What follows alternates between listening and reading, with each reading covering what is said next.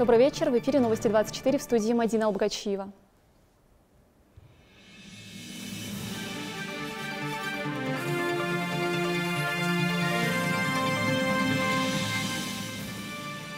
В Назране состоялась церемония посвящения в добровольцы. 500 представителей ингушской молодежи изъявили желание безвозмездно оказывать помощь нуждающимся. В преддверии выборов в регионе проходят обучающие семинары для членов избирательных комиссий.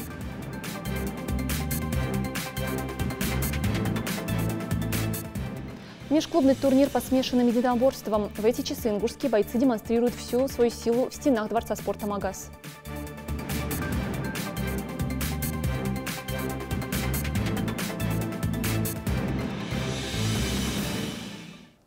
В Назране состоялось первое массовое посвящение в добровольцы. Желающих стать волонтерами в регионе оказалось немало. Ребята, несмотря на свою молодость, хотят участвовать в общественной жизни своей республики и помогать своим соотечественникам. О церемонии посвящения в добровольцы сюжет Мадины Пугоевой. Предлагаю объявить 2018 год годом добровольца и волонтера. 2018 для ингушской молодежи один из самых значимых. Руководство страны решило уделить особое внимание добровольчеству. В зале Дворца культуры собрались те, кто уже скоро пополнят ряды добровольцев и торжественно произнесут клятву верности выбранному ими пути. Если говорить о родственниках, родителях, да, естественно, они поддерживали. А так, друзья и вообще в целом по стране есть такая проблема, что обычно вначале начинают говорить, как бесплатно, как вы это делаете, но на самом деле потом уже понимают, что это действительно круто и начинают с нами вовлекаться в нашу деятельность. В зрительском зале звучат гимн России и Ингушетии. Молодежь готова вступить в ряды добровольческого корпуса. В церемонии посвящения принял участие и глава Ингушетии, который поздравил ребят с этим важным событием и отметил, что им предстоит совершить немало богоугодных дел. Я вас всех прошу быть активным участником процесса, быть достойными наших предков, те, которые еще до нас жили в таких движениях, помогали друг другу. Ну и, конечно, максимально сделать так, чтобы вы в масштабах страны в этом плане не были ни последними, ни первыми, а были достойными. Сразу после выступления глава Ингушетии провел церемонию посвящения в добровольцы. Самым активным и уже успевшим себя зарекомендовать Юнусбек Евкуров вручил ценные подарки.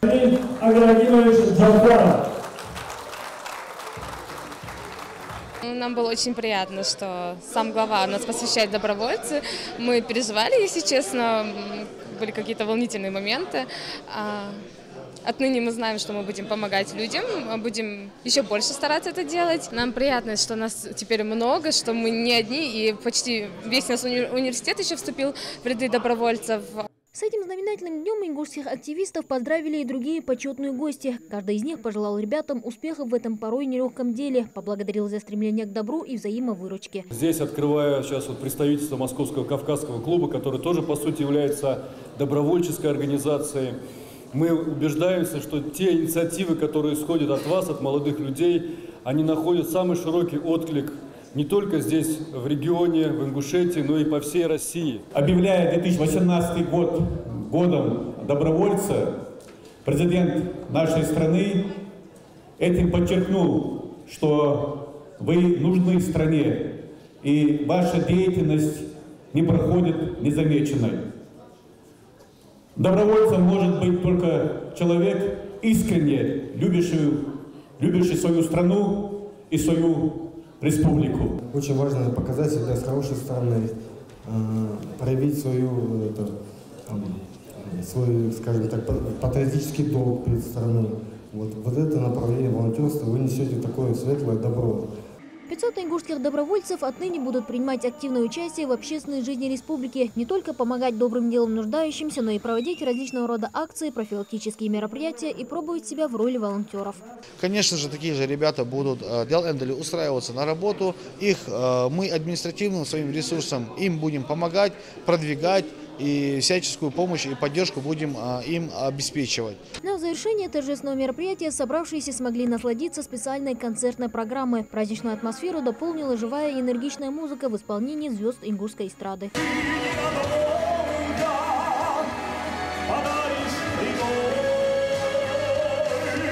Мадина Пугоева, Майрбек Миржуев, Тимур Карахоев, Новости 24. Как и вся страна, Ингушетия активно готовится к главному событию года. В преддверии выборов президента России в Сунже прошел обучающий семинар. Во встрече приняли участие председатели и члены территориальных участковых избирательных комиссий. Собравшиеся обсудили организационные вопросы, а также взаимодействие на предстоящих выборах. Подобные семинары уже прошли в Назране и в Малгобеке. Залина Магушкова продолжит. На этом этапе подготовки к выборам производится сбор подписей в свою поддержку самовыдвиженцами и кандидатами от политических партий. Окончательное число кандидатов в президенты страны станет известно 10 февраля.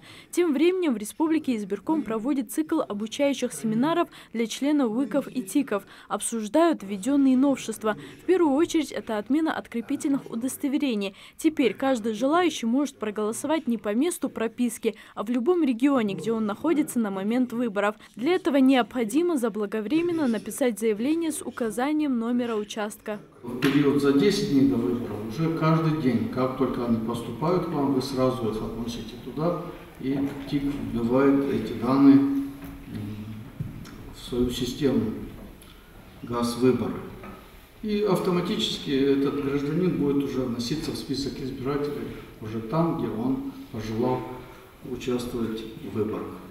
Еще одно новшество в системе проведения выборов – протоколы в электронном виде с применением QR-кодирования. Это заметно облегчает работу участковых избирательных комиссий.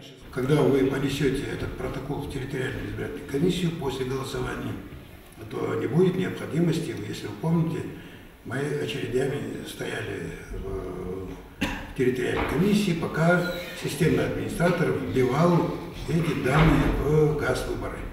Теперь необходимости в этом не будет. Сканер считывает по этому коду, который нанесен на этот протокол, считывает соответствующие данные и, соответственно,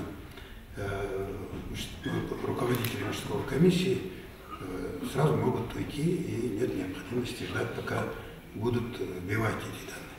Еще один важный нюанс – посторонних лиц на участках быть не должно, напоминают членам ВИКов и ТИКов. От каждой политической партии на участке может быть один наблюдатель. Председатели ВИКов и ТИКов должны ознакомиться со списком членов своих комиссий. Если кто-то из членов покинул комиссию, необходимо обратиться в резерв, сформированный ЦИКом республики. Также председатели участковых и территориальных комиссий сами могут предложить свою кандидатуру. Если нет этого члена комиссии, если он по каким-то причинам отсутствовал в день голосования, просто в протоколе напишите, там в законе прописаны причины, по каким причинам он может отсутствовать. Это за пределами республики, по болезни, командировке.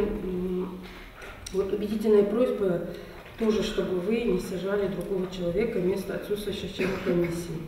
Обсудили также нюансы подготовки избирательных участков по всему Сунжинскому району. Именно поэтому на семинар приглашены представители МЧС, прокуратуры, правоохранительных органов и энергетики. Каждый участок должен быть обеспечен противопожарным инвентарем, охраной и условиями голосования для инвалидов. У нас в Сунжинском районе мы создали сейчас рабочую группу, чтобы изучить ситуацию на участках у нас избирательных по ситуации с доступностью людей с ограниченными возможностями здоровья. Мы должны были вчера приступить к своей работе, это рабочая группа, чтобы в течение недели выявить все эти моменты и устранить их. Но представители ассоциации инвалидов, которые у нас входят в состав рабочей группы, они вчера не смогли приступить, но они начинают уже завтра приступить к своим обязанностям. Подобные семинары уже прошли в Малгобеке и в Назране. Это также площадка, где каждый из организаторов может задать интересующие вопросы. Кроме подготовительных семинаров, планируется проведение специального курса занятий для всех членов ВИКов и ТИКов. По завершению этих курсов необходимо пройти итоговое тестирование. Залина Магушкова, Адам Далаков, Новости 24. Сегодня бывшему секретарю Совбеза Ахмеду Катиеву исполнилось бы 57 лет. Он активно помогал участникам НВФ вернуться к мирной жизни, в которой нет места войне. Благодаря работе адаптационной комиссии при Катиеве более 60 человек осознали свои ошибки и порвали связи с бандитами. Сегодня его вспоминают и в родной школе в сельском поселении Нырки, которое носит его имя. Человек, чей жизненный путь овеян славой борца с преступностью в республике. За 2 года работы секретарем Республиканского совета безопасности Ахмед Катиев стал своего рода спасательным кругом для многих людей. Можно было, при любых обстоятельствах можно было на него положиться. очень порядочной семьи. Мы с одного села, вместе в одной школе учились, вместе работали. Возглавляя республиканскую комиссию по адаптации участников незаконных вооруженных формирований, ему по долгу службы приходилось рисковать жизнью, напрямую общаясь с непримиримыми. Благодаря его умению находить общий язык, индивидуально подходить к каждому человеку, из Банпанполя ушло около 60 человек. Парень молодой, 23 года, ему всего раскаяться, содеянным осознал и станет на путь исправления, мне кажется, на правильный путь. Сегодня ему исполнилось по 57 лет, но случившееся утром 27 августа 2013 года лишило достойного сына не только семью Катиева, но и всю республику. Вспоминая его, я не могу без слез о нем что-то сказать, потому что он оставил глубокую рану не только в моем сердце, а в сердце, наверное, всех наших односельчан. Я не знаю, как могла подняться на такого человека рука. Чья это была такая черная, злая рука. Несмотря на то, что большую часть его времени отнимала работа, он не обделял вниманием ни родственников, ни соседей, ни даже родную школу в Инарках, которая теперь носит его имя. Сегодня, в честь дня рождения героя, здесь звучат стихи и песни, наполненные чувством патриотизма. Ведь именно любовь к родине помогала ему в нелегкой работе. Пускай сердца, волнуясь, замирают, когда в дорогу горны позовут. Герои никогда не умирают. Герои в нашей памяти живут. Имя Ахмеда Катиева здесь знает каждый. Он приезжал не так часто, но ребятам хватало и одной встречи с ним. Настолько интересны были его беседы. Юные таланты, вдохновленные рассказами о герое, посвящают ему свои первые стихи.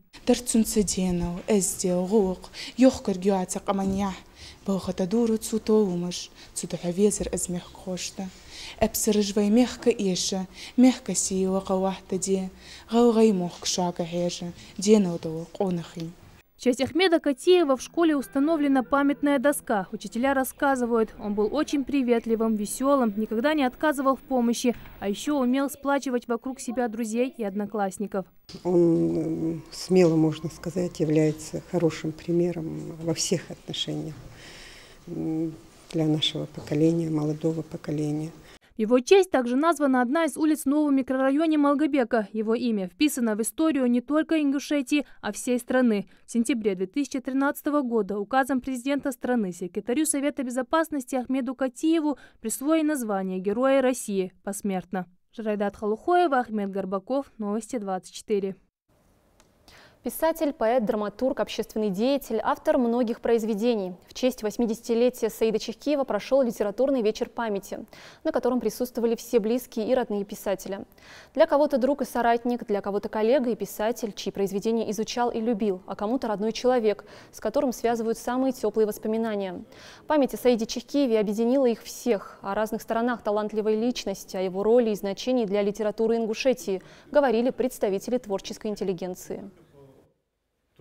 Должна сказать, что мероприятие получилось очень теплое, очень душевное, потому что присутствовали родственники Саида, члены его семьи, супруга, сноха, внук, двоюродная сестра. Было очень много теплых воспоминаний. Мы сегодня слушали из уст Малики Сандроевны, супруги Саида, стихи, которые не были опубликованы. Очень много было воспоминаний о его взаимоотношениях с ингушскими писателями. Саид Идрисович оставил богатое и разнообразное творческое наследие, и в каждом жанре он находил ту отличительную авторскую черту, за которую полюбили его читатели. Саид Чехкиев родился в Насыркорте, до последнего дня оставался преданным родной земле. Писать он пробовал еще в школьные годы, и после первого произведения решил связать свою жизнь с литературой. Безусловно, я могу сказать большое спасибо этому человеку за тот вклад, который он вложил в ингушскую литературу, вообще ингушский язык. И я думаю, что если мы будем читать и знать таких авторов, как Саид Чехкиев, то наша литература, творчество будет жить еще много-много лет. Стартовал региональный отборочный этап Всероссийского робототехнического фестиваля «Робофест-2018». В них участвует более 100 человек. Юные изобретатели должны проявить себя в 4 номинациях. Чьи роботы успешно проходят испытания, проверял Зелимхан Калоев.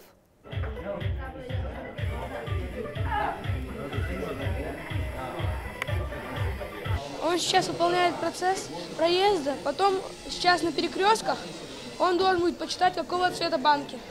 После того, как он их подсчитал, он должен проехать сюда и в течение 10 секунд выводить ответ. И вот вся суть этого робота. Главное, чтобы он не выводил нулей. Если он выводит, то вся попытка снимается. Сейчас вы увидите. Сейчас все идет нормально, да? Да. Ну вот, без нулей и выводит. Таких стратегов и юных робототехников здесь немало. Перед ребятами представлена платформа с 4 столами. В течение 2 часов им придется тренировать своих роботов, после чего машины будут проходить проверку. Робот едет с помощью датчика. Программа же анализирует сигналы и принимает решения. Всего на фестивале представлено немало таких площадок для этих чудо-машин. Айна Галаева хоть и новичок в этом деле, но справляется не хуже всех знатоков. Робот подъезжает к мячику, бьет ракеткой мячик, он должен удариться от 3 борта. Эта площадка называется робо-боулинг. Робот должен сбить банки с помощью теннисного мяча. Наблюдая за ребятами, можно подумать, что этими конструкциями они занимаются еще с пеленок. Но трудно поверить, что этому мастерству многие научились всего за 3-4 месяца. Самые юные участники фестиваля – это учащиеся 1-х и 2-х классов лицея города Магаз, которые решили затронуть проблему экологии и презентовать проблему очистных сооружений. Робо-старс – именно так называют себя ребята. Наша команда призывает взрослых заняться этой проблемой, например, установить дополнительные фильтры для очистки сточных вод. Наша команда хочет показать первое устройство. Это кран, который берет мусор и он уносит его, а это специальные шлюзы, которые открывают только тогда, когда вода чистая, чтобы река Сунджа не загрязнялась. Свои возможности продемонстрировать пытается и команда «Дельфина». Они представляют альтернативные источники гидроэнергии в горных районах. Учащихся гимназии номер 1 Назрани конструкция только в процессе. Мы строим Региональный отборочный фестиваль «Робофест-2018» затронул все города республики. Проходит его более 100 участников. Это 76 команд. Уместить в одном зале их не получилось, поэтому команды и были поделены на 2 группы. Особенностью этого регионального этапа является то, что он в 4 раза сложнее, чем предыдущий. То есть, если в прошлом году нам необходимо было, чтобы региональный этап признали, было достаточно провести 1 модуль, 2-3 соревнования. Сейчас дети соревнуются по многим компетенциям. С одной и с другой стороны, здесь задействованы дети от 7 лет до 16. То есть мы таким образом расширили значительно возрастной диапазон участников. Клуб робототехники в гимназии номер 1 Назрани открылся еще в 2014 году. Для юных изобретателей оборудована школьная мастерская инновационного творчества. Мы вовлекаем детей, начиная даже с 1-го, со 2-го, 3-го класса. И вот если вы обратили внимание, сегодня именно они задают тон такой, действительно своя изюминка, потому что действительно бойко, четко отвечают. Я уверен, что через пару лет именно они будут задавать дальнейшее развитие в рамках нашей республики и действительно выступать конкурентными участниками на других российских площадках. В мире машин с искусственным интеллектом появляется все больше и больше, поэтому робототехника является актуальным направлением. Через подобные занятия высокими технологиями у ребят появится интерес изучать точные науки и развивать как логическое мышление, так и навыки проектирования. Junior FLL – это номинация для младших детей 6-8 лет. Они сейчас выступают перед зрителями и также будут выступать перед судьями, после чего будут оглашены их результаты. А что касается направления робо-карусель, они сегодня выступают в 3 направлениях. Это боулинг, сквош и счетчик. В течение сегодняшнего дня у них будет 2 соревновательных заезда, по окончании которых мы будем подводить итоги и выбирать команды, которые набрали наибольшее количество очков. Впереди участников ждет второй соревновательный день. Лучшие из лучших получат путевки и возможность представить республику на Всероссийском фестивале робототехники в Москве. Зелимхан Калоев, Рамзан Миржоев, Новости 24. В спортивном комплексе имени Берда Ивлоева сегодня стартовал межклубный турнир по смешанным единоборствам. Бои такого масштаба во Дворце спорта «Магаз» проходят впервые. В нем принимают участие 12 бойцовских клубов Ингушетии, 120 бойцов разных возрастных и весовых категорий. О том, как проходит турнир, расскажет Саид Куштов. Открывает турнир поединок Алаудин Евкуров из клуба «Эрзи» против спортсмена бойцовского клуба «Муслим» Героев в весовой категории 52 килограмма. С первых же минут оба бойца изучают друг друга, выбрасывая удары, тем самым наблюдая, как поведет себя соперник. Но это напряжение длилось недолго. На бой дается всего лишь 5 минут. Осознавая это, Муслим попытался сделать проходу в ноги, но мгновенная реакция Алаудина сработала вовремя, и тем самым он не дал своему оппоненту выполнить прием. В силу того, что Муслим хорошо работает ногами, Алаудин пропускает несколько ударов, ответ от которого не заставил себя долго ждать. И неудивительно, что у него грамотно выстроенная тактика боя, ведь у Рейджа активно ему подсказывают топовые бойцы республики.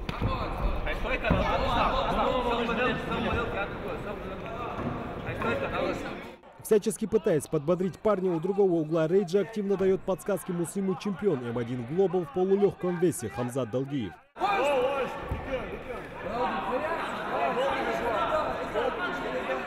Третья минута поединка уже позади, оба бойца хороши. Муслим периодически старается провести соперника в партер, показывая владение борцовскими качествами. Но Алаудин, поняв его тактику, не дает ему шанса и ведет бой в стойке. Вновь попытка пройти в ноги от Муслима, и этим воспользовался его соперник. Взяв инициативу на себя, Алаудин успевает сделать точные 2 удара в корпус. Чуть не отправляет Муслима в нокаут. Конец раунда, победа присуждается Алаудину.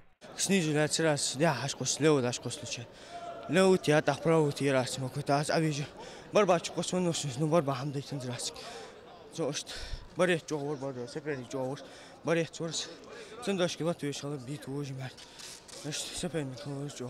Следующее противостояние в весовой категории 57 килограмм. Юсуп Урусханов против Аслана Миржоева. В легком весе конкуренция очень большая, поэтому и требования к бойцам соответствующие. Чтобы выиграть, обоим бойцам нужна не только отменная физическая подготовка, но и работа над тактикой ведения боя. Поединок двух спортсменов выдался очень зрелищным. Никто не хочет из-за досадной ошибки проиграть. В итоге победу одержал Юсуп Урусханов. Противник стойка солдухника лучше террор. Чендase проходит атития борьба взять раз. Чадик подготовлен, ваш соперник, он дик хамхож, дик лучше. Четвертый бой турнира. Полулегкий вес. Соперники готовы разорвать друг друга. У Моусера хорошая ударная техника, что он и демонстрирует. А у Умара развита борцовская и очень всячески пытается перевести соперника в партер. Обмен ударами ног с последующим переводом в партер приводит к рассечению Умара. И это неудивительно. Шквал ударов обрушился на него от Моусера. Рефери останавливает бой техническим нокаутом. Победу одержал Галаев Моусер. А его оппоненту понадобилась медицинская помощь. Кезиот эшка узунор соперник коурсум что сей. На муу жвац ликвар. Стойка хаджашья слабую камренья бохлябы боулорс дала. Наблюдает за зрелищными баталиями топовые бойцы смешанных единоборств, которые, как никто другой, знают все тонкости ведения боя в рейдже. За их плечами победы на различных турнирах. Поддержка таких спортсменов настраивает совсем еще юных бойцов на неоспоримые победы. Залогом успеха блестящей карьеры М1 являются упорные тренировки и желание стать лучшим, утверждает Ингисхан Уздоев. Действительно, ребята очень набрали с предыдущим годом. Видно, как вырос уровень навыков именно борьбы в партере. То есть теперь уже ребята не только борются, стараются привести болевые и удушающие приемы, но и отработали конкретные приемы с добиванием. То есть добивание в корпус, в голову. Это очень сказывается именно при работе на дальней дистанции. ну, имеется в виду на продолжительное время. Дворец спорта «Магаз» – просто идеальное место для проведения турниров по ММА. Отличный обзор, превосходная акустика и большая вместимость зала позволяет оправдать ожидания даже самого взыскательного поклонника смешанных единоборств. Организация этого турнира проходит на высшем уровне. Здесь для бойцов установили восьмиугольник, чтобы они прочувствовали вкус этого вида спорта как профессионалы. Федерация ММА Республики собрала сегодня больше 120 бойцов из 12 бойцовских клубов Ингушетии. От себя лично, от федерации, от всех любителей, от всех бойцов хотел бы тоже поблагодарить нашу главу за поддержку, которую он оказывает, за внимание, которое нам оказывается именно в нашем направлении. От нас требуется только усердие, тренировки и, в принципе, я думаю, результат придет. Победителей турнира ждут ценные призы и подарки, а самое главное, лучшие среди взрослой категории получат шанс выступить на турнире «Дорога М1», который пройдет совсем скоро в республике. Саид Куштов, Адам Далаков, Новости 24. Ингушских школьников приглашают принять участие в международном конкурсе юных художников «Пас, удар, гол». Он приурочен к чемпионату мира по футболу, который пройдет в 2018 году в России. Конкурс проводится под эгидой ведущих спортивных организаций страны и мира в следующих номинациях. Самый юный участник конкурса, портрет, самая динамичная композиция, футбол и современность, эмблема, мяч, Россия и футбол, прошлое и будущее, FIFA 2018. К участию в конкурсе приглашаются дети и юноши в возрасте от 7 до 16 лет. Работы принимаются до 1 мая. Выставки юных художников будут экспонироваться на стадионах в 11 городах России, принимающих чемпионат мира по футболу, а также в Госдуме. Кроме того, запланировано торжественное вручение лучших произведений спортсменам, участникам чемпионата мира 2018. Торжественная церемония чествования лауреатов международного конкурса состоится в Госдуме в сентябре этого года. К этому часу это были все новости. Всего доброго и до встречи в эфире.